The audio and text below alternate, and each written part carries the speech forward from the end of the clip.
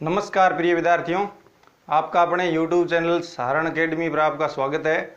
अपने पिछली जो क्लास है अपनी उसमें 2.1 एक्सरसाइज जो प्रश्नावली है 2.1 वो पूरी करके अपना दूसरा चैप्टर चल रहा है यूक्लिड थ्योरम।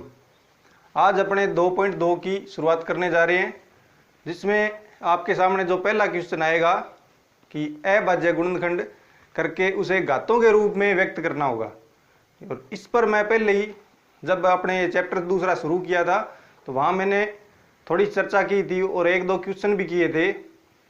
आज अपने बड़े स्तर पर इस अभाज्य गुणनखंड पर चर्चा करेंगे। तो चलिए देखते हैं। तो जो ये 2.2 चैप्टर है, इस 2.2 चैप्टर में जो क्वेश्चंस है वो क्या अभाज्य गुणनखंडों से रिलेटेड है। अब अभाज्य गुणनखंड करने के लिए आपको पहले क्या चाहिए कि आपको जो नंबर दिया जाता है उसके बारे में पता होना चाहिए कि वो इवन है कि ओड है।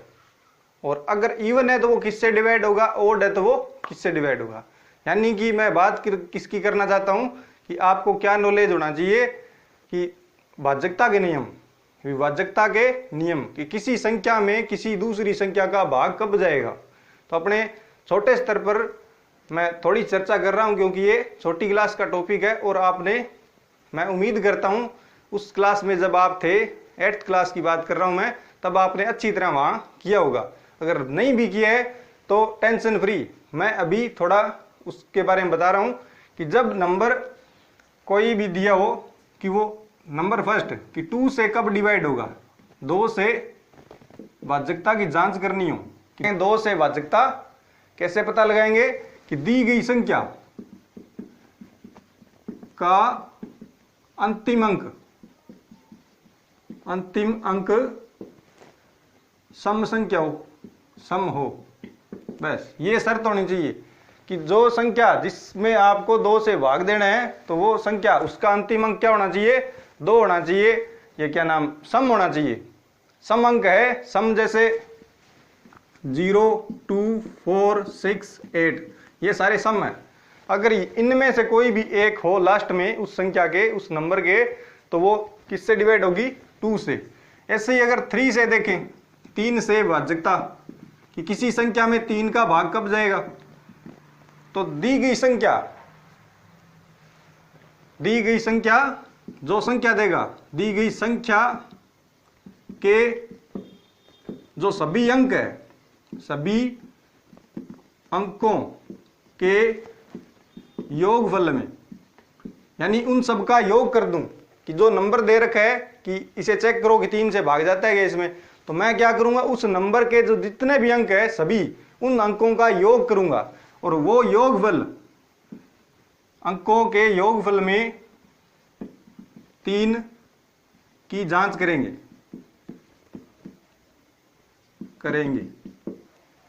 3 की, यानी यहां शॉर्ट रूप में लिख रहा हूं मैं कि उस योगफल में अगर 3 का भाग जाता है, जांच करेंगे, अपने 3 का भाग देंगे।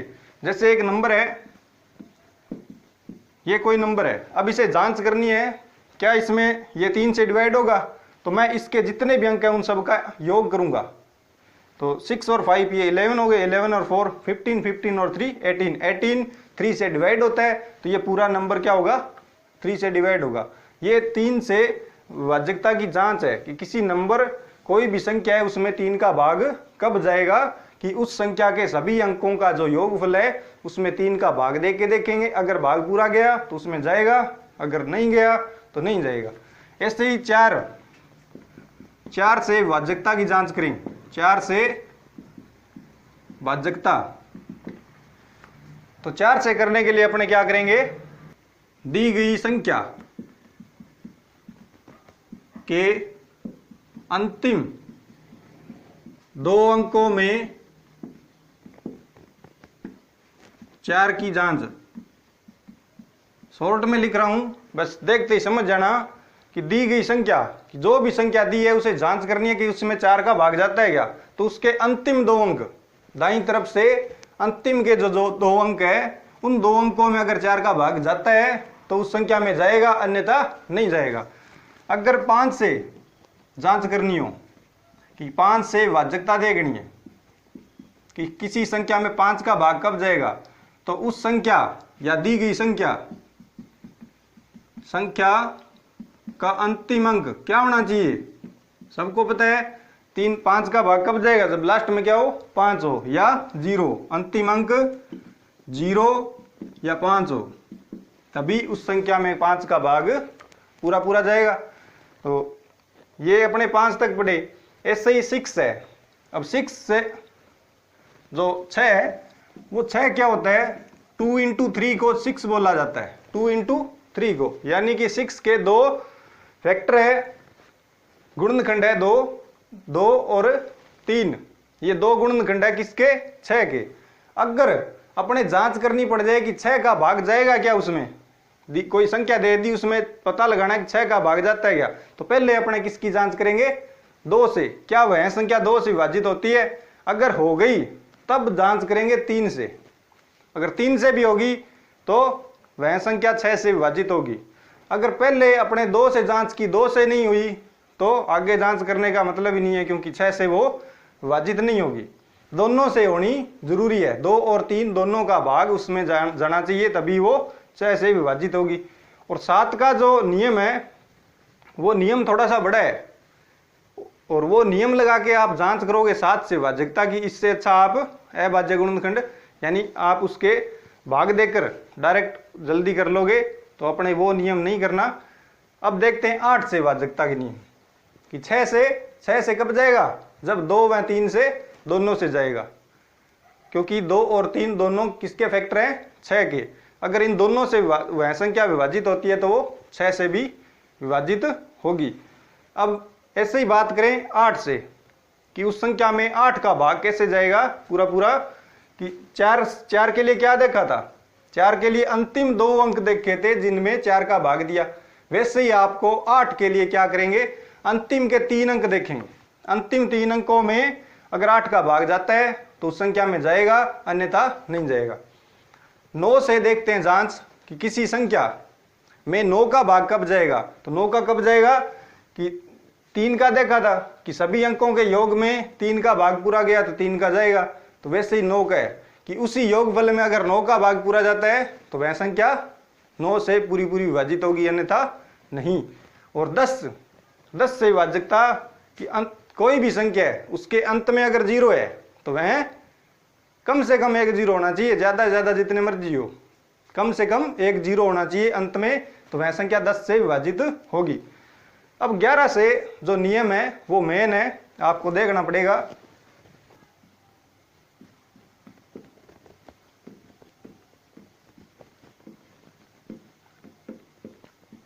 ग्यारह से विभाजकता की जांच।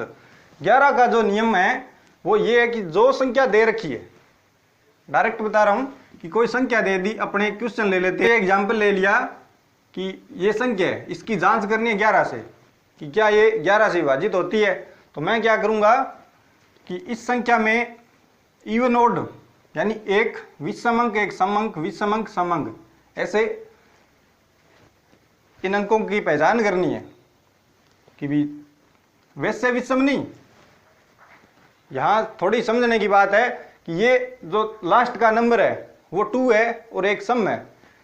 यहां अंक को नहीं देखना, अंक कौन से नंबर पर आता है, वो नंबर क्या है, सम है कि विषम है, वो देखना है। यहां क्या करेंगे कि इस नंबर में ये फर्स्ट नंबर पर आया, ये सेकंड नंबर पर आया, ये थर्ड पर, ये फोर्थ पर, ये फिफ्थ पर, यानी ऐसे नंबरिंग कर लेंगे। और वो नंबरिंग ये क्या है, जो फर्स्ट नंबर पर आया है, फर्स्ट क्या है, इवन है, ये ओड नंबर है, तो ये ओड प्लेस पर आया है, ये इवन प्लेस पर आया है, ये ओड प्लेस पर, इवन प्लेस पर, यानी यहां जो डिजिट है उसका प्लेस स्थान देखा जाएगा कि वो कौन से सम स्थान पर है, विषम स्थान पर। यानी कि इसमें जो 11 का नियम कहता है वो कहता है कि सम स्थान पर आने वाले सभी अंकों का योग और विषम स्थान पर आने वाले सभी अंकों के योग का जो अंतर है, योग का जो अंतर है वो अगर 0 का गुणज या 11 से विभाजित हो, यानी 0 या 11 का गुणज हो, तो सीधी सी बात है वो 11 से विभाजित होगा। तो यहां क्या करना है कि ये इतने नंबरिंग नहीं करनी, ये तो आपको समझाने के लिए लिख रहा हूं मैं, बाकी यहाँ ऐसा कुछ नहीं देखना आपको। ये नंबरिंग ऐसे भी कर सकते हो कि ये ओड पर आया, ये इवन पर आया, odd even odd even odd even odd. तो जो ओड प्लेस पर है उनका योग कर दो और जो इवन पर है उनका अलग योग कर देंगे। तो यहां लिखूंगा मैं विषम स्थान पर आने वाले अंकों का योग, ये योग करेंगे। तो यहां विषम स्थान पहला ओड पर 2 आया, प्लस फिर 8, फिर प्लस फिर क्या है 4, फिर प्लस क्या आया 3 और फिर प्लस 1। तो इन सब का योग कर देंगे तो ये कितना हो गया 10, 14, 17 और 18। तो इनका योग कितना आ गया 18। ऐसे ही सम स्थान पर आने वाले अंकों का योग, ये योग कर देंगे। तो सम स्थान पर यानी इवन, तो यहां ई पर क्या है ये 5 है, फिर प्लस क्या आएगा 3 यानी 3 और फिर 5 और फिर क्या आएगा 7। तो इन अंकों का योग कर लेंगे तो ये 10, 17 और 3 20 हो गया। तो अंकों का योग 20। अब इन दोनों का अंतर निकालना है। अंतर सिर्फ अंतर देखना है, वो अंतर चाहे प्लस का है चाहे माइनस का वो नहीं देखना, सिर्फ अंतर कि इन दोनों का डिफरेंस कितना है। तो चाहे 18 में से 20 घटाओ चाहे 20 में से 18 घटाओ, माइनस प्लस का कोई यहाँ ज्यादा रोल नहीं है, सिर्फ अंतर देखना। अब 18 से 2 ज्यादा 20 है और 20 से 2 कम 18 है, यानी इन दोनों का डिफरेंस कितना है 2 का है। अब -2 का है प्लस 2 का वो नहीं देखना, अंतर क्या है 2 है। सीधी सी बात है, अंतर कितना है कि सिंस अंतर 20 - 18 या 18 - 20 जैसे मर्जी करो, वो अंतर कितना है 2 है। अंतर 2 है जो कि 0 या 11 का गुणज नहीं है, गुणज नहीं है। अगर 0 या 11 का गुणज होता यानी अंतर 0 आ जाता तो इस संख्या में 11 का भाग पूरा जाता, या ऐसी कोई संख्या आ जाती जो 11 की गुणज होती यानी कि उस संख्या में 11 का भाग जाता तो इस पूरी में भी जाएगा। अब अगर इस एग्जाम्पल को अपने राइट एग्जाम्पल करें तो इन अंकों का योग कितना आना था 20, इन अंकों का योग 20। यहां कमी सिर्फ 2 की है तो मैं यहां इसे बढ़ा रहा हूं, कुछ कितना बढ़ाऊंगा 2 बढ़ा दूंगा तो इस 4 को मैं 6 कर रहा हूं, इस 4 को 6 कर दिया, इस 4 को। तो अब ये जो नंबर है आपके सामने, अब ये नंबर किससे डिवाइड होगा 11 से पूरा पूरा डिवाइड होगा, क्योंकि डिफरेंस कितना आ जाएगा 20 - 20 0 आ जाएगा।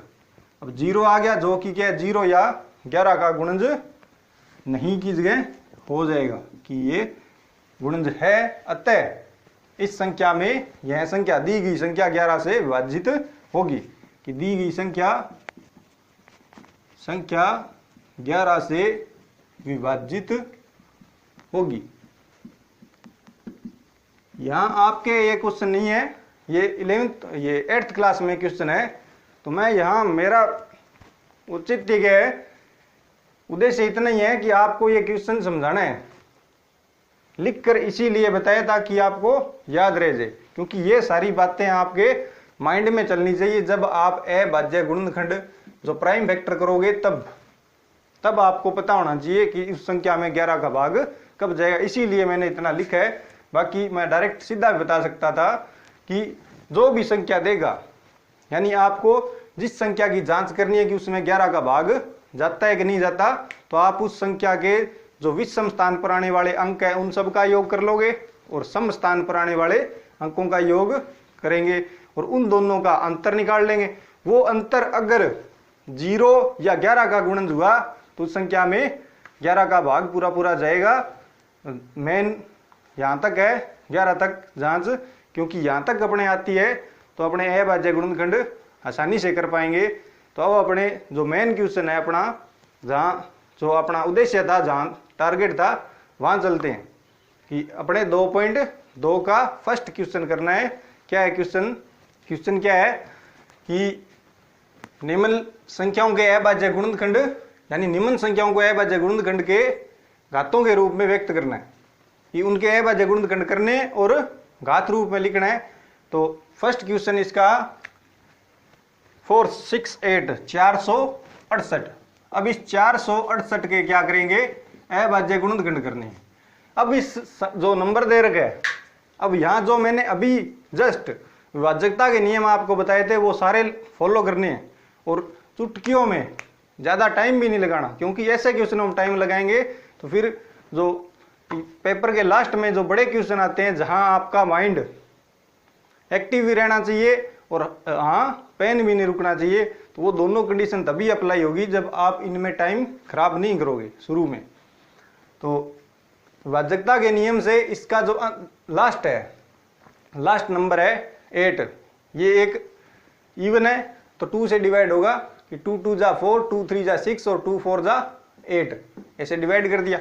फिर मैं क्या करूंगा आगे कि फिर दोबारा ये इवन आ गया लास्ट में तो 2 से, यानी जब तक लास्ट में इवन नंबर है, लास्ट तक इवन है, तब तक मैं 2 का भाग देता रहूंगा। तो 2 1 जा 2, 2 1 जा 2, 2 7 जा 14, ये भाग दे रहा हूं और कुछ नहीं कर रहा। और अब जो नंबर आया है वो सम नहीं है, विषम अंक आ गया, इसलिए ये 2 से तो डिवाइड नहीं होगा। 2 से नहीं होता तो और कोई भी ऐसी संख्या जो सम हो उससे डिवाइड नहीं होगा। तो अपने देखेंगे 3 से, क्या इसमें 3 का भाग जाता है? तो 3 से देखते हैं, 3 3 जा 9, 2 बच गए रिमाइंडर और 3 9 जा 27, तो 3 पर गए। अब वापस 3 से और देखेंगे तो 3 1 जा 3 और 3 3 जा 9। अब लास्ट में आ गया 13। 13 एक क्या है? कैसी संख्या है? प्राइम नंबर है 13, अभाज्य संख्या है, तो इसमें 13 का जाएगा और किसी का नहीं जाएगा। तो 13 1 जा 13। वैसे 468 के आपको अभाज्य गुणनखंड करने। अब अपना जो क्वेश्चन था वो क्वेश्चन ये था कि अभाज्य गुणनखंड करके उसे घात रूप में लिखो। तो घात जो अभाज्य गुणनखंड आए हैं उन सबको घात रूप में लिखना है। तो ऐसे लिखेंगे, यहां लिख रहा हूं मैं 468 के जो अभाज्य गुणनखंड है उनको घात रूप में, कि इसमें 2 कितनी बार आया? 2 बार, तो पावर 2 होगी। वैसे ही जो 3 है वो कितनी बार आया? 2 बार, और 13 1 बार, यानी 2 2 टाइम्स, 3 2 टाइम्स और 13 1 टाइम्स। तो इन सब को मल्टीप्लाई में लिख दिया और जो जितनी बार है उसकी पावर बना दी, ये उसका क्या है? घात रूप है। ऐसा ही एक क्वेश्चन और देखते हैं, फिर अपने आगे बढ़ेंगे। अभाज्य गुणनखंड इतना बड़ा सीरियस होने वाला टॉपिक नहीं है, तो यहाँ ज्यादा टाइम नहीं लगाएंगे अपने। जो इसका नेक्स्ट क्वेश्चन है वो क्या है? 945 है। तो अपने एक सम किया है तो एक विषम कर लेते हैं। ये क्या है? 945 945 में अब 2 से डिवाइड नहीं होगा, सामने दिख रहा है, तो मैं डायरेक्ट किससे? 3 से चेक करूंगा। अब 3 से कब जाएगा? 9 और 4 13 और 5 18 होता है ना, तो 18 में 3 का भाग जाता है तो जाएगा। तो 3 3 जा 9, 3 1 जा 3 और 3 5 जा 15 गया। अब आगे चेक भी कर सकते हैं, बाकी छोटी संख्या तो आप डायरेक्ट कर भी सकते हो। तो 3 1 जा 3 और 1 में जाएगा नहीं तो 0 और 3 5 जा 15। फिर 3 से 3 3 जा 9 और 3 5 जा 15, ऐसे करते जाएंगे जब तक जाता है देते रहो। अब इसमें 3 का भाग नहीं जाएगा, 5 और 3 8, 8 में 3 का नहीं जाता, तो अब इसमें 5 का जाएगा। 5 की टेबल में 35 आता है 7 पर, और 7 की टेबल में 1 पर आता है 7। अब इसे ऐसे लिख देंगे घात रूप में। कैसे लिखेंगे कि 3 कितने टाइम्स है? कितनी बार है? 3 टाइम्स, तो 3 की पावर 3। ऐसे ही 5 जो है वो 1 टाइम्स और 7 1 टाइम्स, तो इनकी पावर बना के ऐसे लिख दिया। अब आगे कई बार क्या होता है, क्वेश्चन को वो आगे एक्सपेंड कर सकता है कि यहां तक तो अपनी बुक में है कि अभाज्य गुणनखंड करो और उसके अभाज्य गुणनखंड की घातों के रूप में व्यक्त कर दो। यहां तक तो अपने क्वेश्चन बोर्ड का अपनी बुक में मिलता है। कई बार क्वेश्चन एक्सपेंड भी हो जाता है कि इस क्वेश्चन को इसी तरह कह सकता है कि 468 जो अपने ये क्वेश्चन है इसमें कह दे कि 468 के अभाज्य गुणनखंड के घातों के का योगफल क्या होगा, यानी जो आपने पावर बनाई है ये 2 2 और 1 इनका योग कितना है वो पूछ ले। अभाज्य गुणनखंड की घातों का योगफल, तो ये आगे प्रश्न को बढ़ाया जा सकता है। तो यहां मैं साथ में लिख रहा हूं घातों का योगफल, अभाज्य गुणनखंड की घातों का योगफल क्या होगा 2 + 1, ये कितने हो टोटल घातों का योगफल 5 है। यहाँ इनटू में 1 की पावर 1 भी होती है, क्योंकि जो एक है संख्या एक वो हर किसी संख्या का एक गुणनखंड होता है, तो उसे लिया नहीं जाता। यहाँ ऐसे नहीं लगा सकते कि 1 की पावर 1 भी शामिल है और यहाँ पावर योगफल 6 कर दें, तो वो नहीं लेना। सिर्फ एक को छोड़कर जितने भी नंबर आए उनकी जितनी पावर है उन सब का योग कर देंगे, तो वो योगफल पूछेगा, ज्यादा ये नहीं पूछता। अब ऐसे ही इसमें क्या होगा योगफल घातों का,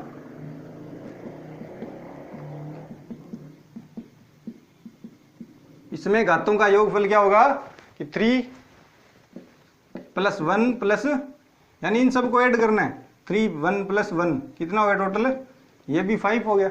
तो इसमें भी घातों का योग 5 है और इसमें भी घातों का योग 5 है।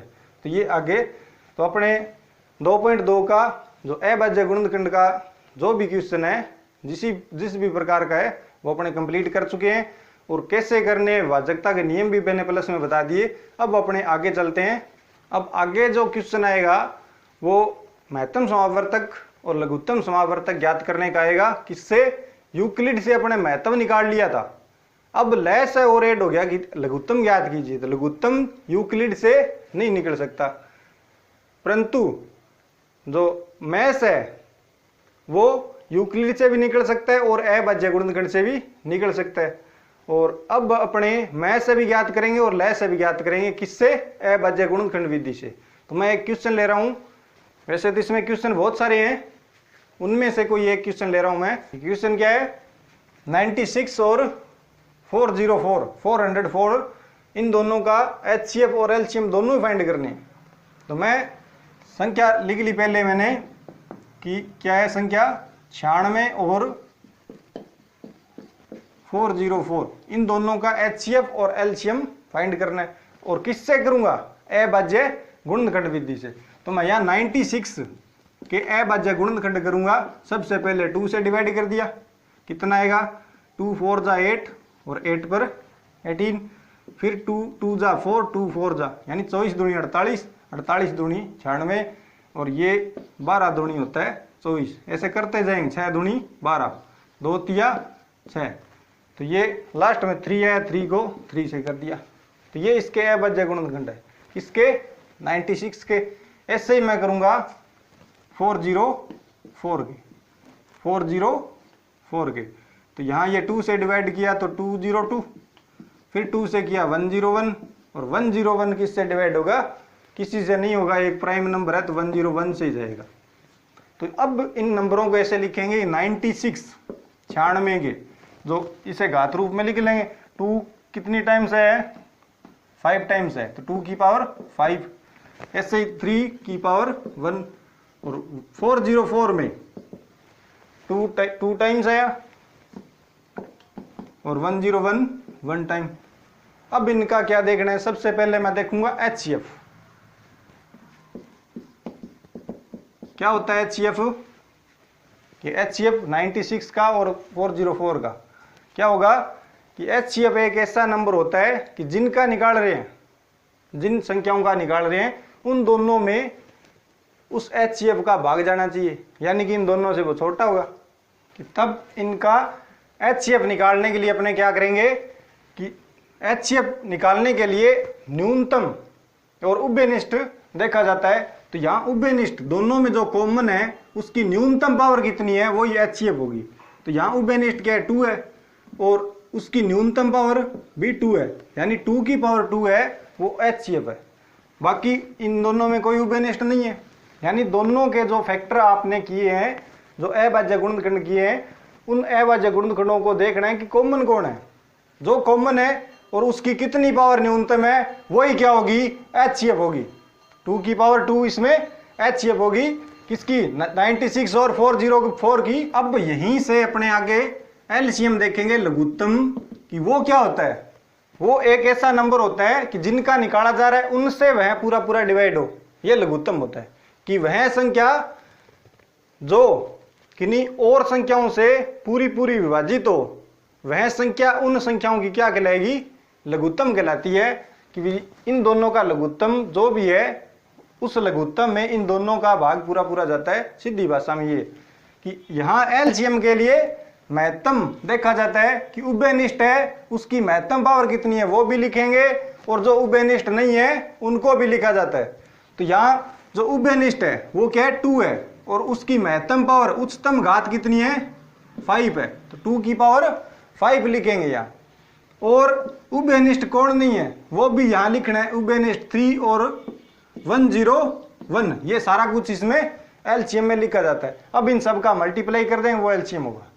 तो यहाँ 2 पहले एचसीएफ, ये 2 की पावर 2 सोल्व किया तो 4 क्या इन दोनों का एचसीएफ है। और एलसीएम फाइंड करना है तो एलसीएम क्या आएगा, 2 की पावर 5 है, 2 की पावर 5।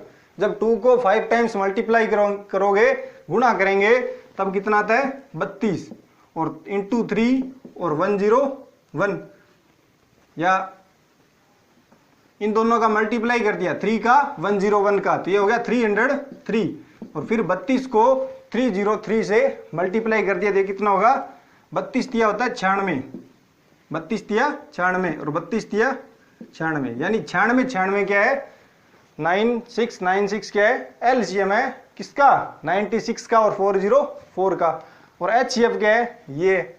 तो अब कोई भी नंबर देगा उनका अपने एचसीएफ और एलसीएम किस विधि से, अभाज्य गुणनखंड विधि से निकाल सकते हैं।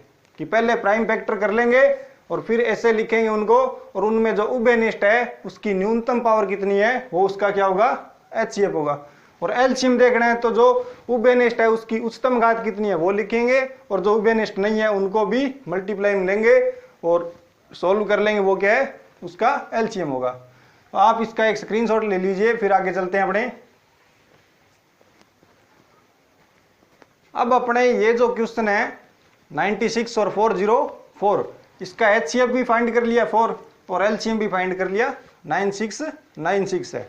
अब एक प्रमेय होती है, थ्योरम है कि वो क्या है कि किन्हीं दो संख्याओं का 2 पर लागू होती है, वो 3 पर लागू नहीं होगी। कि कोई भी 2 नंबर है, कि नंबर फर्स्ट कि प्रथम संख्या, या ऐसे लिख रहा हूं मैं, पहली संख्या, फर्स्ट नंबर पहली संख्या इनटू दूसरी संख्या सेकंड नंबर, उन दोनों का जो मल्टीप्लाई है गुण है वो किनके इक्वल होता है एचसीएफ इंटू एलसीएम के। कि लघुत्तम समावर्तक और महत्तम समावर्तक का अपने गुणा कर दें तो वो गुणनफल किसके इक्वल होगा, उन दोनों जो नंबर है जिनका वो एचसीएफ है और एलसीएम है उन दोनों संख्याओं के गुणनफल के बराबर होता है। ये एक प्रमेय है।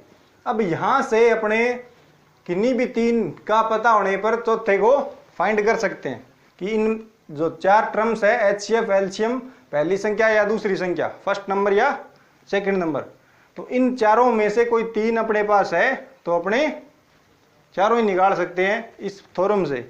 अगर अपने पास वो 2 संख्या है तो सारा कुछ ही निकाल सकते हैं। अब अगर मेरे पास क्वेश्चन ये है कि ये पहली संख्या और उसका एचसीएफ ये है और एलसीएम ये है, आप दूसरी संख्या बताओ, तो ऐसे क्वेश्चन बनाए जा सकते हैं। तो ये अपने क्वेश्चन बाद में बढ़ाएंगे, अपने फिलहाल इसकी जांच कर लेते हैं, क्योंकि इस क्वेश्चन में इसने ये भी कहा था कि 96 और 404 के एचसीएफ और एलसीएम फाइंड कीजिए, ज्ञात कीजिए, तथा ये सत्यापित करना था, यानी इसमें रख के जांच करनी थी। तो यहाँ मैं हेडिंग डाल दूंगा जांच, और फिर ये लिख लिया। अब मैं क्या करूँ, पहली संख्या क्या है अपनी 96, तो यहाँ आ गया, और दूसरी संख्या क्या है 404, ये भी लिख लिया। इन दोनों का मल्टीप्लाई करेंगे, और इस साइड एचसीएफ कितना है 4 और इनटू एलसीएम कितना है 9696। अब मल्टीप्लाई कर देंगे तो वो इक्वल होना चाहिए, इक्वल होगा तभी अपने ये जांच सही होगी। तो यहाँ गुणा करूंगा मैं, ये 96 को 4 से अंदर मल्टीप्लाई करना है, तो पहले इनका कर देता हूं। तो इनका मल्टीप्लाई क्या होगा कि गुणा करेंगे इन दोनों का, कि ऐसे ही इनका गुणा करना है, ऐसे इनका गुणा करना है, तो यहाँ क्या आएगा 4 छिके ये 24 हंसल 2 और 4 नी में 36 और 2 38 हंसल 3 और 4 छिके 24 और 3 27 हंसल 2 और 4 नी में 36 और 2 ये हो गया 38, यानी 38,784 इन दोनों का मल्टीप्लाई है। फिर इनका करेंगे तो वही सेम आएगा। तो आप करके देख सकते हैं रफ में, अपने यहाँ इतनी आवश्यकता नहीं है क्योंकि ये इक्वल ही आना है, तो आप करके देख लेना, ये इतना ही आएगा 38,784। तो अब ये दोनों बराबर है, तो सिंस दिया गया संबंध, जो संबंध इसने दिया है, दिया गया संबंध या रिलेशन जो भी ये दे रहा है कि दिया गया संबंध सत्य है, जो इसने शर्त दी है या कहा है कि सत्यापित कीजिए, वो क्या है, सत्यापित है या संबंध सत्य है, ऐसे लिखना है आपको। कि पहले क्वेश्चन क्या था, इन दोनों का एचसीएफ फाइंड करना है, एलसीएम करना है और फिर ये संबंध इसकी सत्यता की जांच करनी है, तो इसमें मान रख दिए। तो अब ये क्वेश्चन पूरा है, तो आप स्क्रीनशॉट ले लीजिए, फिर चलते हैं। नेक्स्ट के जो क्वेश्चंस है वो है तो एचसीएफ और एलसीएम से रिलेटेड, यानी वहां कुछ लैंग्वेज दी है क्वेश्चन की, उसके बाद उसने जो आंसर पूछा है उसके लिए उन जो क्वेश्चन दिया है उसमें जो संख्याएं दे रखी है उसके अंदर आप एलसीएफ भी फाइंड करेंगे या एलसीएम है चाहे एचसीएफ है, वो फाइंड करना कब है, क्वेश्चन को रीड आउट करके समझ के उसके बाद पता लगेगा। अब आप क्वेश्चन पढ़ोगे तो उसमें कुछ शब्द आएंगे, अब उन शब्दों को देखकर अपने आइडिया लगा सकते हैं कि अब ज्ञात क्या करना है। तो मैं एक टेबल बनवा रहा हूं कि क्वेश्चन में क्या शब्द है, कि क्वेश्चन में जो शब्द है, जो क्वेश्चन के अंदर वर्ड आए हैं, उन वर्डों को देखकर अपने बता सकते हैं कि जो ज्ञात क्या करना है, कि फाइंड क्या करना है, ज्ञात क्या करना है, वो अपने बता सकते हैं उन वर्ड्स को देखकर। कि अगर क्वेश्चन के अंदर आए अधिकतम, अधिकतम मैक्सिमम क्वेश्चन के अंदर, या अधिक से अधिक, अधिक से अधिक, या आए बड़े से बड़ा, बड़े से बड़ा, अधिकतम, अधिक से अधिक, बड़े से बड़ा, यानी कि ज्यादा, महत्तम, महत्तम संख्या क्या होगी, ऐसे कुछ पूछे महत्तम, तो ऐसे शब्द आए तो उसमें क्या ज्ञात करना होगा आपको। ऐसे क्वेश्चनों में अगर ऐसे वर्ड आ जाए तो उन वर्ड्स को देखकर आपको क्या फाइंड करना होगा, एचसीएफ निकालेंगे वहां, एचसीएफ लघुत्तम, ये महत्तम ज्ञात करना है, महत्तम समापवर्तक। और अगर क्वेश्चन में इनके विपरीत अपोजिट वर्ड हो, कि अधिकतम के लिए न्यूनतम और अधिक से अधिक के लिए कम से कम, कम से कम हो, और बड़े से बड़े के लिए छोटे से उसका उल्टा, छोटे से छोटा, और महत्तम के लिए न्यूनतम आई गया। ये महत्तम और अधिकतम एक ही होते हैं, मैक्स, और इसमें क्या होगा, लिस्ट बोल सकते हैं, लिस्ट मैं लिख देता हूं, क्योंकि क्वेश्चन की जो लैंग्वेज है वो ज्यादातर इंग्लिश होती है, इसलिए उसमें एक वर्ड आता है लिस्ट नंबर फाइंड कीजिए, लिस्ट, यानी वो list number, find out the list number, ऐसा कुछ लिखा हो तो उसमें क्या ज्ञात करते हैं, एलसीएम, लघुत्तम समापवर्तक,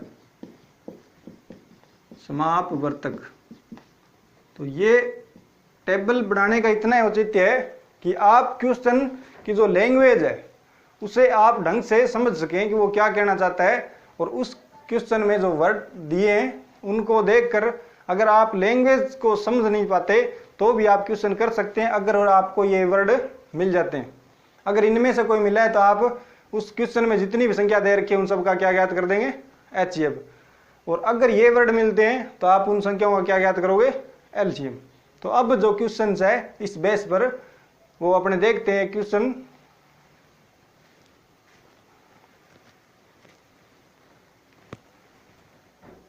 क्वेश्चन क्या है कि किसी खेल के मैदान के वृत्ताकार, कोई खेल का मैदान है, उसका एक चक्कर पूरा करने में रमन को 18 मिनट लगते हैं।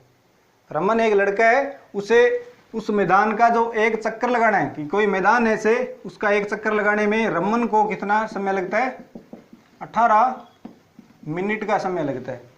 और ऐसे ही आगे कि क्या है, जबकि इसी वर्ताकार पथ पर एक चक्कर पूरा करने में उस अनुप्रिया कोई लड़की, उसको 12 मिनट लगते हैं। तो यहाँ इसी का एक चक्कर लगाने में अनुप्रिया को कितना समय लगता है, अनुप्रिया 12 मिनट में। आगे क्वेश्चन क्या कह रहा है, मानना कि दोनों एक ही स्थान से एक ही समय पर चलना प्रारंभ करते हैं तथा एक ही दिशा में चलते हैं।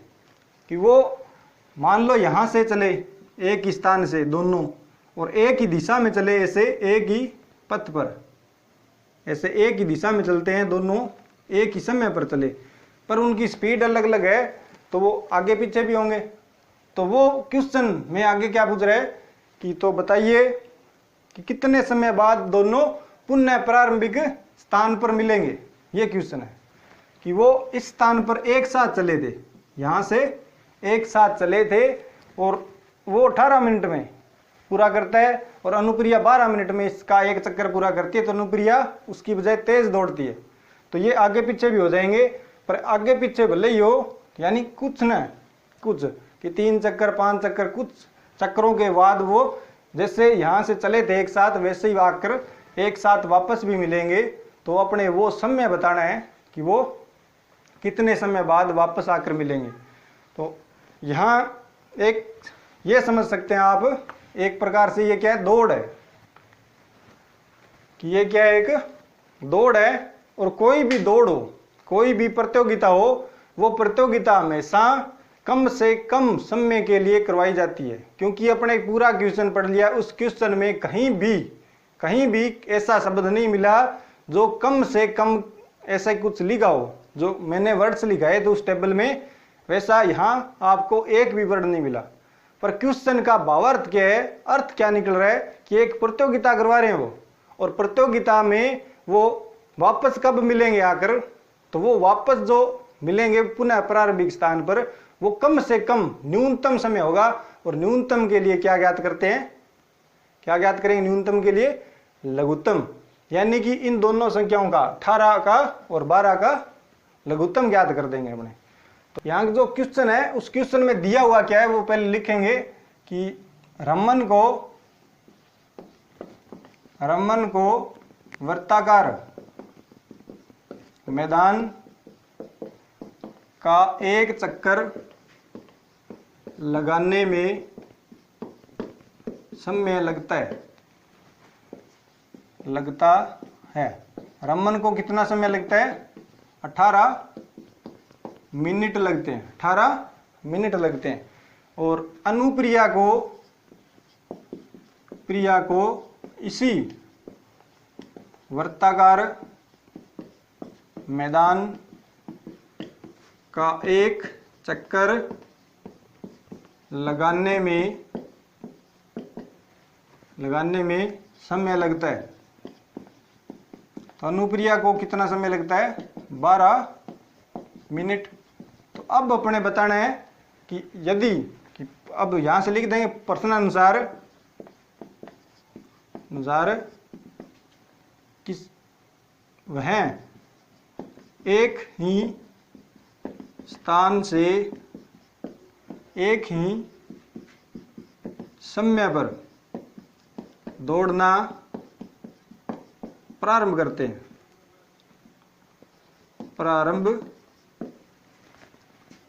हैं, तो वह समय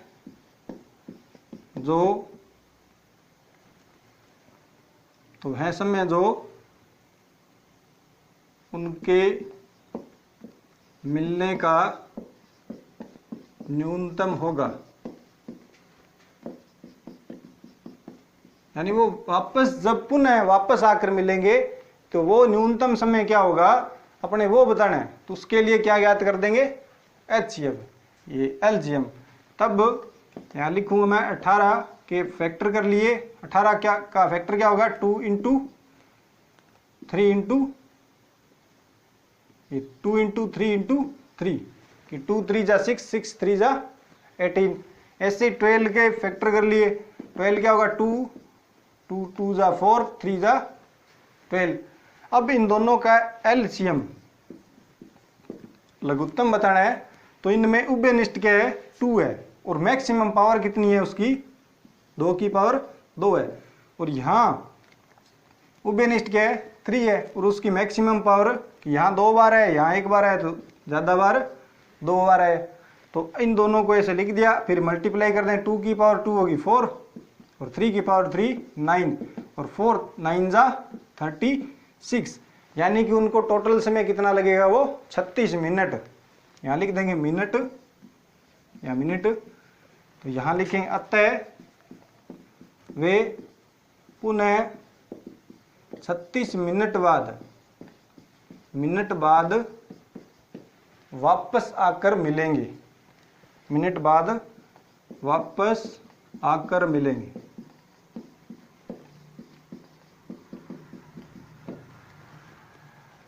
यानी वो वापस 36 मिनट बाद आकर मिलेंगे। तो अब आप इसका एक स्क्रीनशॉट ले लीजिए, बिल्कुल आसान क्वेश्चन है।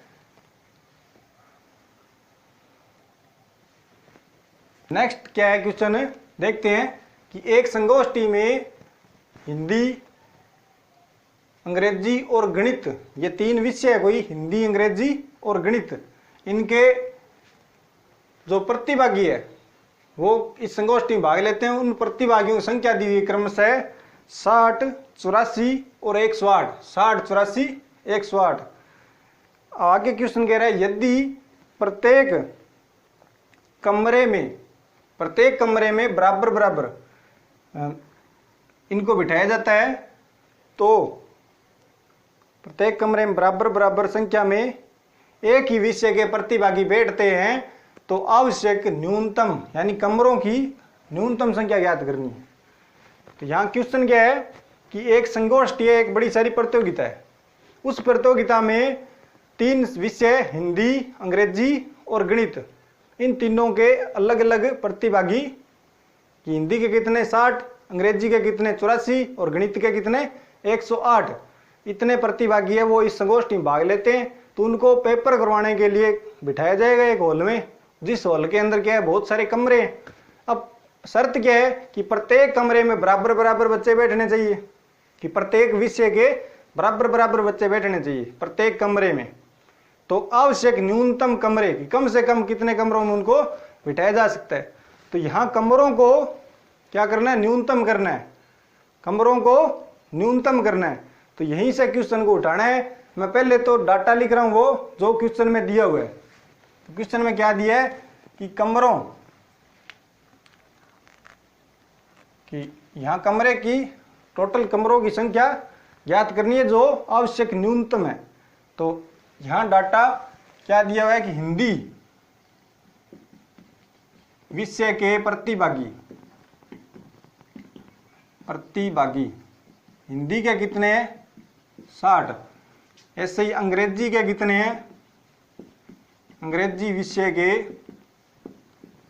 प्रतिभागी अंग्रेजी के 84, और ऐसे ही गणित के प्रतिभागी गणित के यानी गणित विषय के प्रतिभागी गणित के हैं 108, यानी ये छात्र है 60, ये 84 रहे 108। अब यहाँ क्या है कि जो कमरे हैं उन कमरों को तो न्यूनतम करना है, और कमरे के अंदर बराबर बराबर बिठाने हैं, और अधिकतम अधिक से अधिक, यानी कि छात्रों को अधिकतम करेंगे और कमरों को न्यूनतम करेंगे। अब छात्रों को अधिकतम करने के लिए इन सब का क्या ज्ञात करेंगे HCF, तब कि कमरों में अधिकतम छात्र या प्रतिभागी, एक ही बात है, प्रतिभागी बैठाए जाते हैं। तो कितने बैठाए जाते हैं, तो वो लिखने के लिए मैं इन दो सब का क्या ज्ञात कर दूंगा HCF। 60 का, तो 60 के अभाज्य गुणनखंड करने हैं, तो 30 दूनी 60 होता है, और 15 दूनी 30 होता है, और 3 पंजे 15 होता है। तो ये क्या, ये 60 हो गया क्या, 2 इंटू 2 4, 4 3 जा 12, 12 5 जा 60। ऐसे यहाँ 84 है तो 84 होता है 2 इंटू 2 इंटू 3 इंटू 7, 12 7 84 होते हैं। तो 2 2 जा 4, 3 जा 12, 7 जा 84। ऐसे 108 क्या होगा 2 इंटू 2 इंटू 3 इंटू 3 और इंटू 3, 12 निम्न 108 होते हैं, 12 9 12 9 जा। तो 2 2 जा 4, 3 जा 12 और 12 9 जा, तो ये 108। अब यहाँ इनको पावर रूप में भी ऐसे लिखते हैं, लिख सकते हैं अपने, क्या ज्ञात करना है HCF। यहाँ 2 कितने टाइम्स है 2 टाइम्स, तो 2 2 बार, 3 1 बार, 5 1 बार। फिर यहाँ 2 2 बार है, 3 1 बार है और 7 1 बार है। यहाँ 2 2 बार, 2 2 बार है और 3 3 बार है। तो अब इनका HCF क्या होगा, तो इन सब का HCF कि यहाँ न्यूनतम कि पहले देखें उभयनिष्ठ क्या है, तीनों में क्या है कि पहले तो उभयनिष्ठ देखें तीनों में क्या है, यहाँ 2 है। तो 2 की न्यूनतम पावर कितनी है, तो सारों में 2 2 ही है, तो ये न्यूनतम है, तो 2 की पावर 2। और तीनों में क्या है 3 है और उसकी न्यूनतम पावर कितनी है 1 है। यहाँ 1 1 बार, यहाँ 3 बार है, तो न्यूनतम 1 बार है 3। तो और बाकी ये दोनों इसमें नहीं है इसलिए छोड़ देंगे उसे, क्योंकि HCF फाइंड कर रहे हैं। तो अब इनका मल्टीप्लाई कर देंगे, 2 2 जा 4, 4 3 जा 12। तो यहाँ क्या आएंगे, ये 12 छात्र है, यहाँ लिख देंगे कितने छात्र कि बिठाए जाते हैं, कितने छात्र HCF फाइंड करके 12 छात्र बिठाए जाते हैं कि एक कमरे में अधिकतम कितने बच्चे अपने बिठा सकते हैं 12 बच्चे। अब उन कमरों की न्यूनतम संख्या क्या होगी, तो पहले तो ये पता लगाएंगे कुल छात्र कितने, तो यहाँ सब जोड़ देंगे। तो यहाँ लिख रहा हूँ आगे कि तब कुल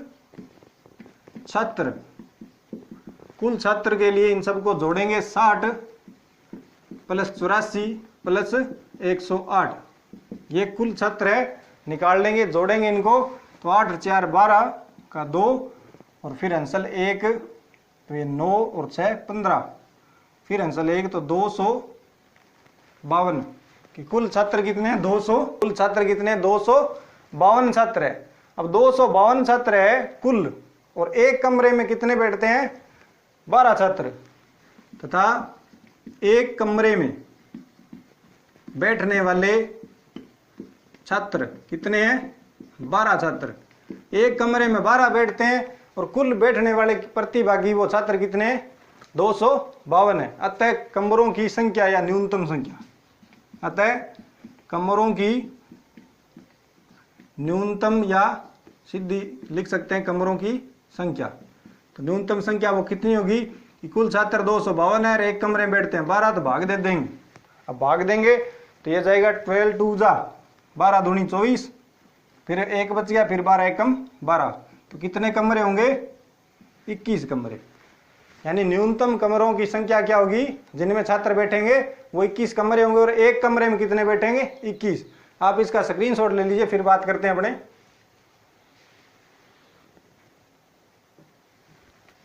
तो आज अपने इतना ही करेंगे, अपने 2.2 चैप्टर है वो पूरा कर लिया है। अब इसका 2.3, ये 2.3 और 2.4 2.3 2.4 ये दो ही चैप्टर हैं, तो वो छोटे छोटे चैप्टर हैं, ज़्यादा उनमें क्वेश्चन नहीं है। तो वो अपने नेक्स्ट जो अपने क्लास होगी कल उसमें एक साथ ही करेंगे, और साथ में कुछ विविध प्रश्नमाला भी उसके भी 1-2 क्वेश्चन देखेंगे। आज के लिए इतना ही बहुत है। अपने ऐसे ही मिलते रहेंगे रोज़ाना और रूबरू होते रहेंगे, चलते रहेगा अपना, और आप इसी तरह मेरे साथ बने रहिए, जुड़े रहिए और वीडियो को लाइक शेयर सब्सक्राइब करते रहिए। मिलते हैं नेक्स्ट क्लास में, तब तक के लिए आपका धन्यवाद। जय हिंद, जय भारत।